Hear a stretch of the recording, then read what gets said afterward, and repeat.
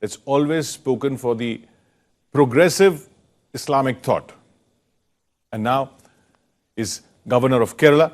We have Arif Mohammad Khanna. Thank you very much. Arif Saab, what do you make of this controversy? Especially with the so-called liberal voices coming out in support in the name of choice that these students should be allowed to have the hijab in school or college. This is very unfortunate because in India, I think nowhere anybody will try to deny the freedom of choice. Everybody has freedom of choice. You can wear whatever you like. But when you join any organization, either as an employee or as a student or as a volunteer or as a member, then you are expected to accept the discipline of the organization. There are not only Muslim girl students in various universities, colleges and institutions, there are Muslim women officers in army, particularly in police, in administrative services.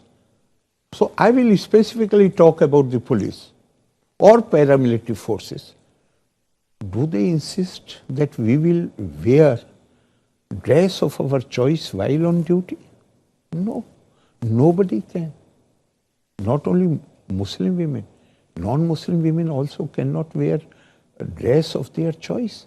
They will have to follow the dress code, and then there is no compulsion on you that you continue your studies in this particular college. If you do not, if the discipline of the college, if the dress of the code of the college is not to your liking, you can take your own decision.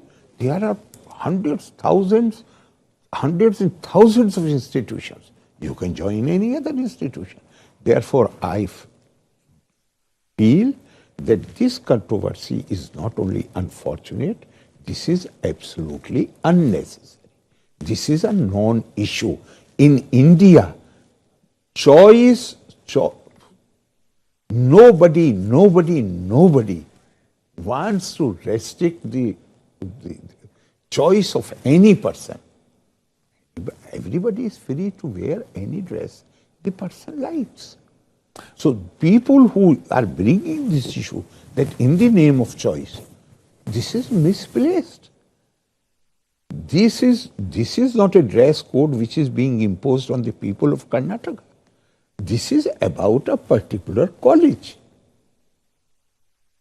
So either you accept the discipline of the organization, or you can join any other organization. There are many other colleges also. You're saying it's unfortunate, it's unnecessary. Unnecessary. It is a un-Islamic? Is it un-Islamic when they say that this is prescribed by Islam?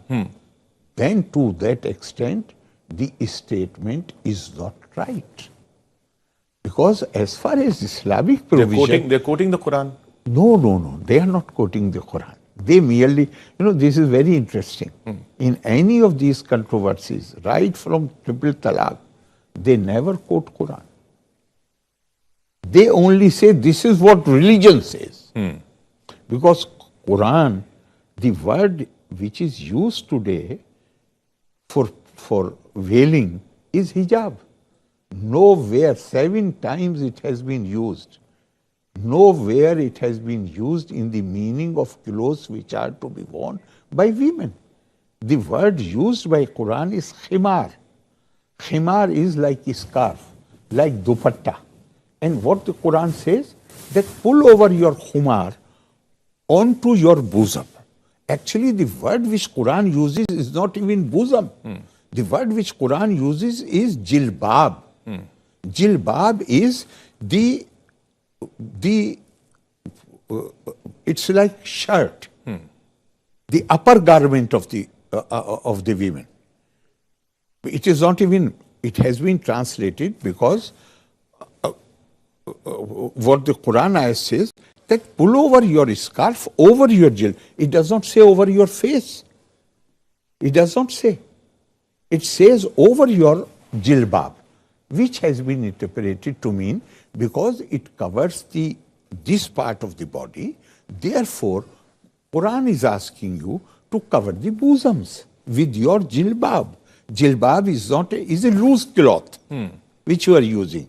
And in Semitic tradition, particularly among the Jews, there is a sect which is called Orthodox Jews.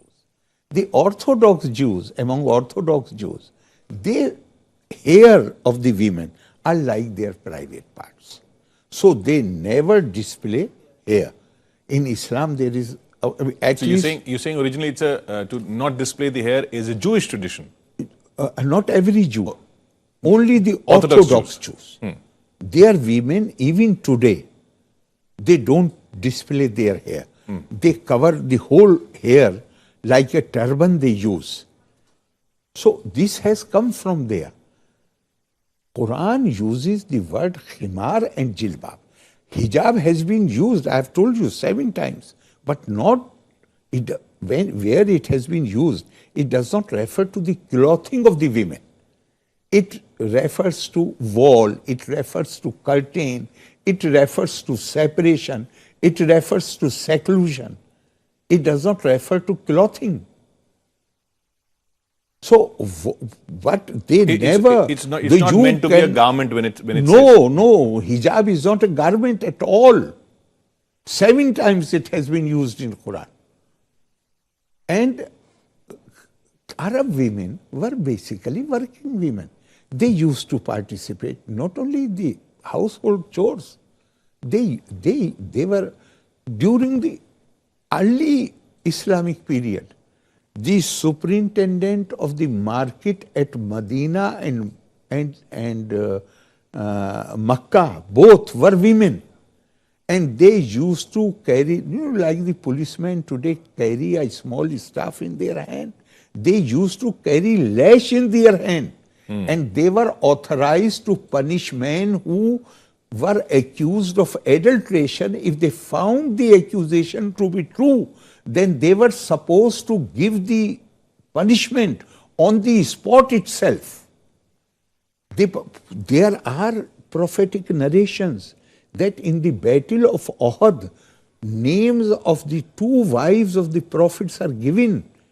Now, somebody who was injured, he is saying, when they were giving water to me, I could see that they have folded their clothes and I could see their ankles. How is it possible for a woman to be wearing the hijab which, as it has been interpreted and as it is understood today, how is it possible for them to participate in economic activities, in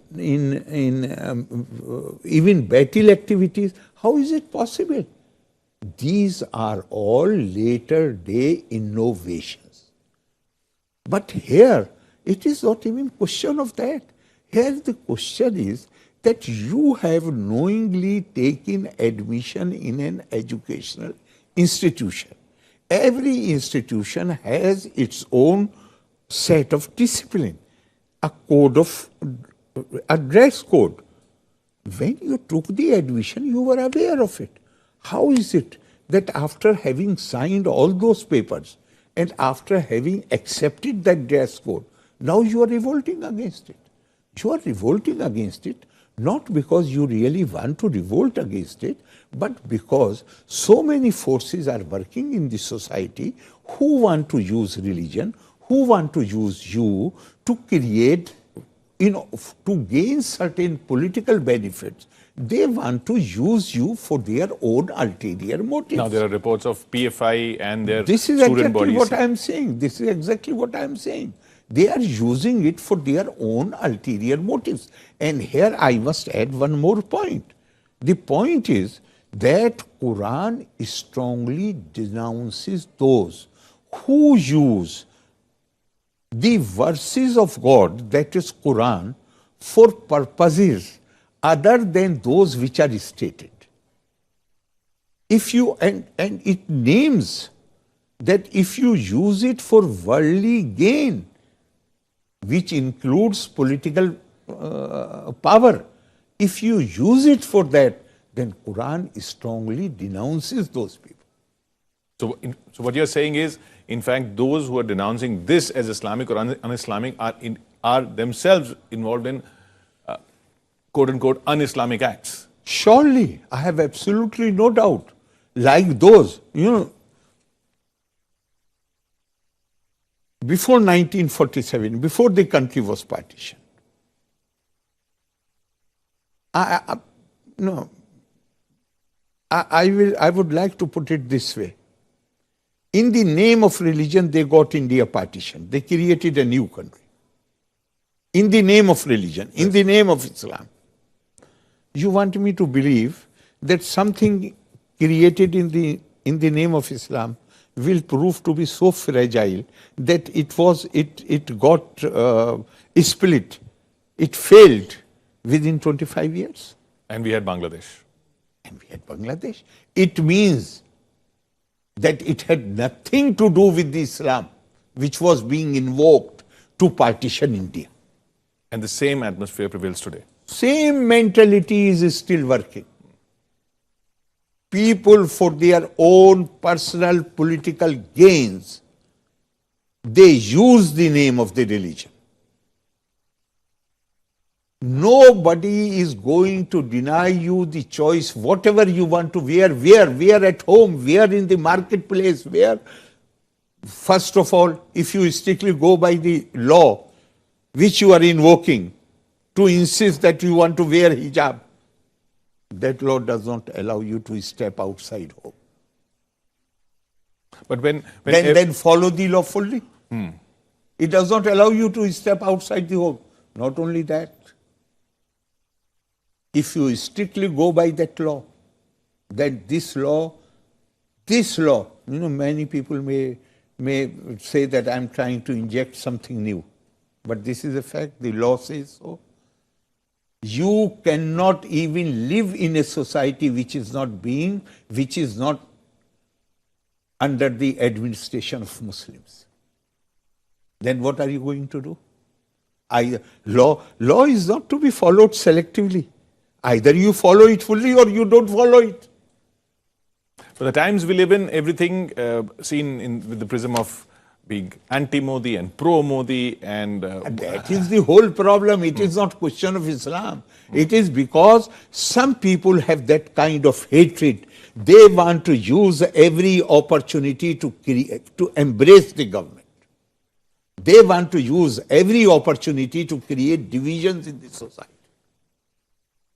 Who is denying you the freedom of choice? Tell me that name. You wear whatever you want to wear at home. In private is fair.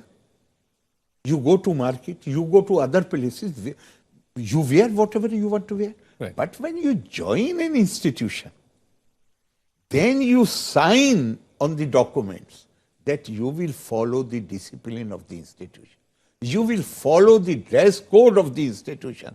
Now a Muslim girl who joins IPS, I have not heard so far.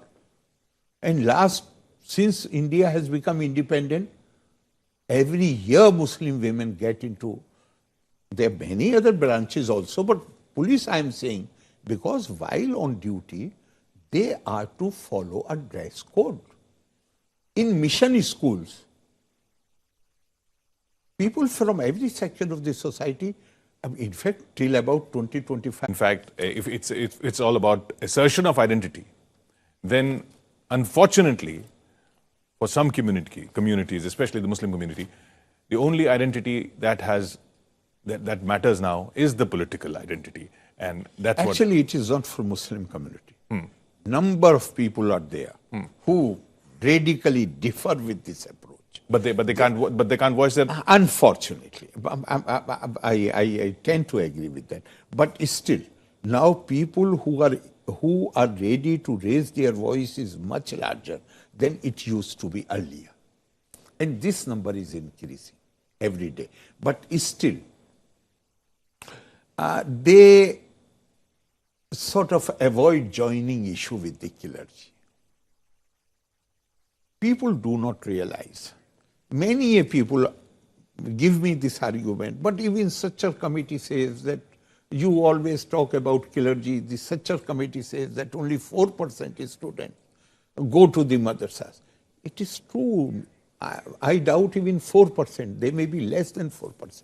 But unfortunately, every mosque from which sermons are given, particularly on Friday, is controlled by them. Well, we can only hope that these voices get the strength, and your voice, adding to that, should give them the strength that's so desperately needed now.